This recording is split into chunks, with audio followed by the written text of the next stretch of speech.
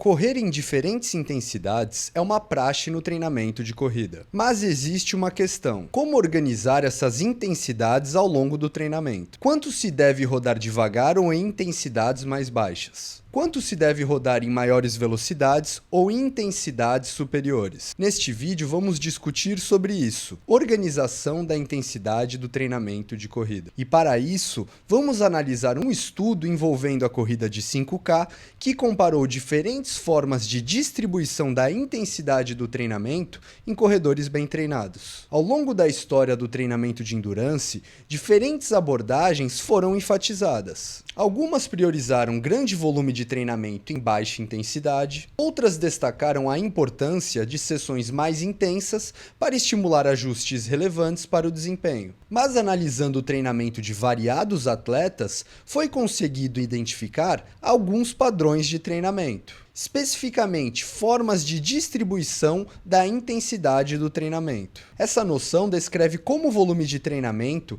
é distribuído entre diferentes zonas de intensidade durante um determinado período. E a partir dessa ideia, alguns modelos se tornaram bastante conhecidos no treinamento de endurance. Um dos modelos populares é o modelo piramidal. Nesse modelo, a maior parte do treinamento ocorre em baixa intensidade, seguida por uma quantidade menor em intensidade moderada e uma quantidade ainda menor em alta intensidade. Outro modelo bastante discutido é o modelo polarizado. Nesse caso, a maior parte do treinamento continua sendo realizada em baixa intensidade, mas a segunda maior proporção ocorre em alta intensidade, enquanto o tempo gasto em intensidades moderadas é menor. Existe também o chamado modelo de limiar, no qual uma proporção relativamente maior do treinamento ocorre em intensidades moderadas. A identificação desses modelos ajudou e ajuda treinadores e atletas a pensarem de forma mais objetiva sobre a organização da intensidade do treinamento de endurance. Mas, naturalmente, a partir disso, gera uma pergunta comum: qual modelo de distribuição de intensidade pode ser mais eficaz para melhorar o desempenho? E existem estudos que buscam responder isso. Porém, não é o foco deste vídeo transmitir exatamente a comparação dos modelos, mas discutir uma questão que pode ser ainda mais relevante que essa.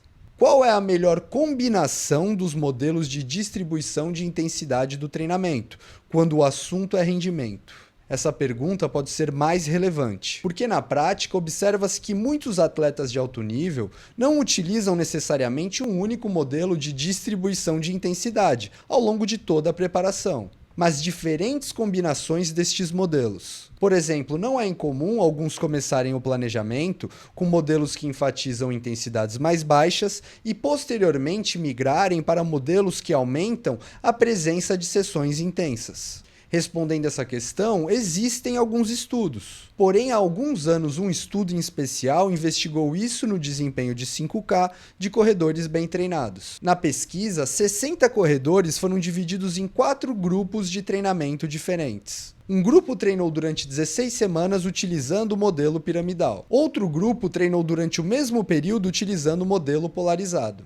Um terceiro grupo realizou 8 semanas com distribuição piramidal, seguidas de 8 semanas com distribuição polarizada. Um quarto grupo realizou a sequência inversa, 8 semanas polarizado, seguidas de 8 semanas piramidal. Antes do início da intervenção, os grupos não apresentavam diferenças significativas em variáveis como desempenho de 5K, VO2 de pico, velocidades associadas aos limiares de lactato. Ou seja, os participantes iniciaram o estudo em condições comparáveis em variáveis chaves analisadas. Após as 16 semanas de treinamento, todos os grupos melhoraram significativamente o desempenho de 5K. No entanto, a magnitude dessas melhorias variou entre os grupos. Resultados indicaram 0,6% de melhora no grupo piramidal, 1,1% de melhora no grupo polarizado, 1,5% de melhora no grupo piramidal seguido de polarizado e 0,9% de melhora no grupo polarizado seguido de piramidal. Ou seja, embora todos os grupos tenham melhorado, como falado, o grupo que realizou piramidal seguido de polarizado apresentou apresentou a maior magnitude de melhora. Vale destacar que em estudos com atletas bem treinados, mudanças de desempenho costumam ser mais sutis, justamente porque esses atletas já possuem uma menor margem de ganho pelo treinamento. Isso pode significar que os resultados não superaram a margem da mudança mínima detectável, o que limita a confiança estatística nesses achados. A mudança mínima detectável representa basicamente o limite a partir do qual podemos ter maior confiança de que ocorreu uma melhora real, e não apenas uma variação natural das medições. Porém, mesmo considerando isso, essas diferenças percentuais encontradas não devem ser desconsideradas, pois podem ter grande relevância prática, especialmente em níveis mais altos de rendimento. Os próprios autores apontam que ganhos de performance dessa magnitude poderiam determinar o aproveitamento ou perda da oportunidade de fazer final em eventos do atletismo das Olimpíadas de Tóquio. Sendo assim, os ganhos observados podem ter implicações práticas importantes. Mas aí, retomando, uma pergunta-chave. O que podemos aprender com esse estudo?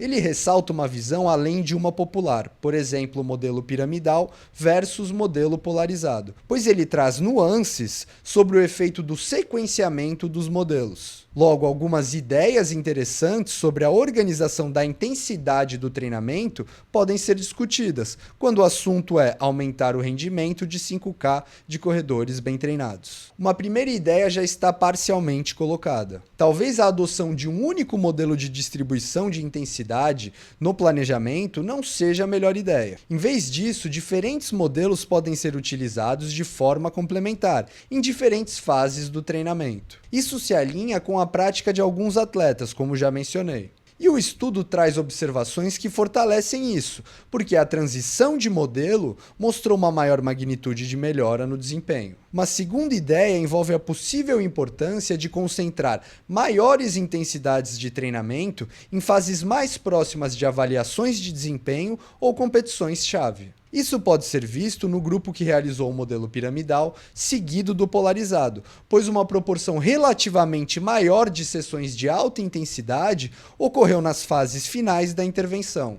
E foi justamente esse grupo que apresentou a maior magnitude de melhora no desempenho. Essa ideia ainda é fortalecida por alguns conceitos clássicos da periodização do treinamento, as quais sugerem uma associação entre o pico de rendimento e maiores intensidades de treinamento. Uma terceira ideia envolve uma melhora adicional do custo metabólico em intensidades submáximas, após a realização do modelo piramidal seguido de polarizado. No estudo, não foram observadas mudanças significativas no VO2 de pico absoluto ao longo da intervenção. O VO2 de pico relativo aumentou significativamente, mas os autores sugerem que esta alteração deve ter entendido predominantemente a flutuação do peso corporal dos participantes. Por outro lado, todos os grupos apresentaram aumento nas velocidades de deslocamento associadas aos limiares de lactato, sendo que o grupo piramidal seguido de polarizado apresentou as maiores mudanças percentuais. Alinhado a isso, análises de regressão indicaram